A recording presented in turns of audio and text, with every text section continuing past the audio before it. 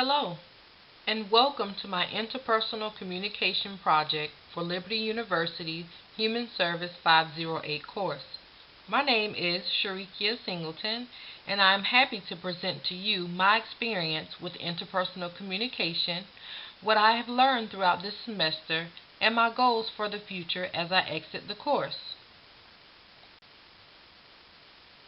Here are the objectives that will be discussed throughout this presentation. First, I'll provide an introduction to interpersonal communication with research from our required text as well as other materials found throughout my research. I will also define key terms related to the topic and present to you my overarching goal. I will acknowledge my personal background and other factors that influence my communication patterns, and I'll speak about overcoming the barriers to communication by applying the learned skills and solutions to internal and external noise pollution. Lastly, I'll present to you my personal plan of action to improve my communication skills. Communication is defined by Stewart as the continuous collaborative process of verbal and nonverbal meaning making. Stewart recognizes two levels of communication, which is interpersonal and impersonal. Interpersonal communication, which is our subject at hand, is defined by Stewart as the kind of communication that happens when people involved talk and listen in ways that maximize the presence of the personal. This includes emphasizing others' uniqueness, unmeasurability, responsiveness, reflectiveness, and addressability.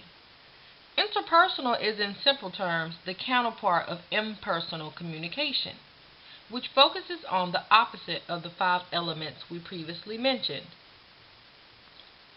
Now I will discuss the components of my overarching goal, which will guide my plan in improving communication both on a personal and professional level. Ultimately, to enlarge the conversation by becoming a more empathetic listener is my overarching goal. Empathetic listening will include the practice of 3 skills: focusing, encouraging, and reflecting. I would like to build upon my current listening skills, including being more mindful of others and what they are saying, which includes focusing on the speaker and acknowledging what they are saying. Also, one example is using appropriate nonverbal communication and refrain from using interrogative questions. As I assess my current communication type, I tend to lack the ability to pay attention to detail in certain situations. So with this said, I must put in a greater effort to becoming a more effective listener and in turn a better communicator, resulting in having better relationships.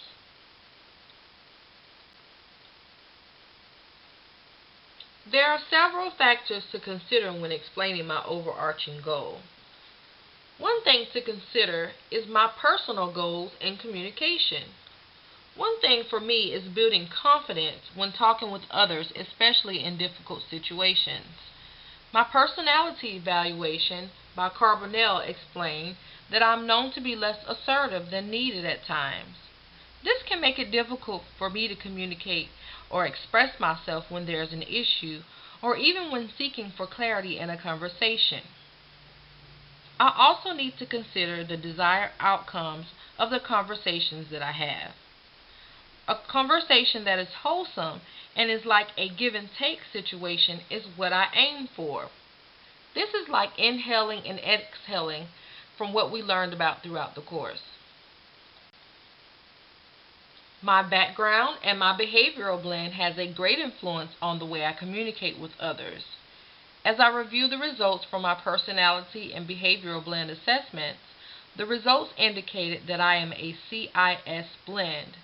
This is who I am, and what was expected of me came to be an SI score. My interpersonal skills test score was a 92. Some of the things that I will highlight is that I am a good listener. I'm good at interpreting others' words and actions. I'm usually able to see things from other people's perspectives.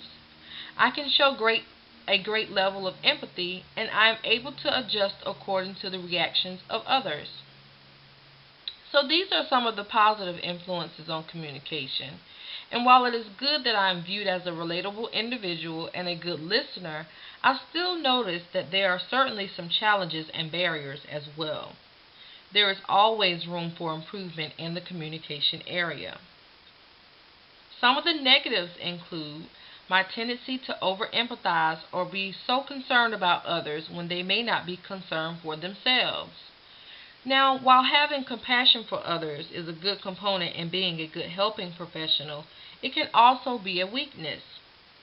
I may have the tendency to let my concerns for others get in the way of discerning when there are situations where a more pertinent issue, other than what I feel is important, needs to be addressed, or even in situations where confrontation is needed.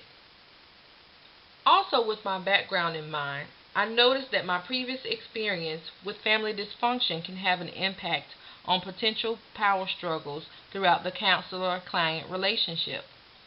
As I learned from my childhood to be kind of submissive in most all situations, there is a challenge in taking control when needed. Now I'll discuss the barriers to interpersonal communication and noise pollution. Noise, in simple terms, is something that can be a distraction in communication. It could be an external or internal distraction. Internal distraction, or noise, is something that people do internally to build barriers that can prevent them from listening. One example for me is the tendency to be a self-conscious listener. Thinking about how it will be viewed by others and also what I'll say next in the conversation can be a large interference from listening and communicating altogether. An external distractor is an outside factor that can interfere with effective listening. Examples include loud noises, not being able to hear the speaker. You could even have an interruption like a phone call during a conversation that can interfere. Finally, I'll discuss my plan of action with what I've learned from this course in mind. First, I plan to listen at level 1, which is explained by Burley Allen as the most effective level of listening. Secondly, as I discussed before, a large piece of what I learned is that I can be an empathetic listener, but there is room for improvement. So displaying a better level of empathy is a goal as well for me. Next, being mindful is a very big component in both talking and listening. Campbell and Christopher noted that if mindfulness can increase empathy, it is likely to promote a therapeutic presence. My next goal is to utilize questions only when they are appropriate for the situation.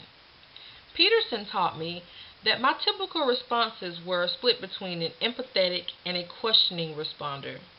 My goal is to be more empathetic, but realizing that questioning can be a good thing, I'd like to be mindful of why I'm asking the question and the benefit that it will do for helping me to understand the conversing partner instead of passing judgment upon them and just being interrogative. And lastly, building confidence, which is a much needed element in all communication. Confidence and assertiveness are essential skills in many interpersonal endeavors. I'd like to say thank you right now to my instructor and also to my fellow classmates for all that I've learned via discussion board and through our assignments throughout this course. I wish you all well in your future studies. God bless you all.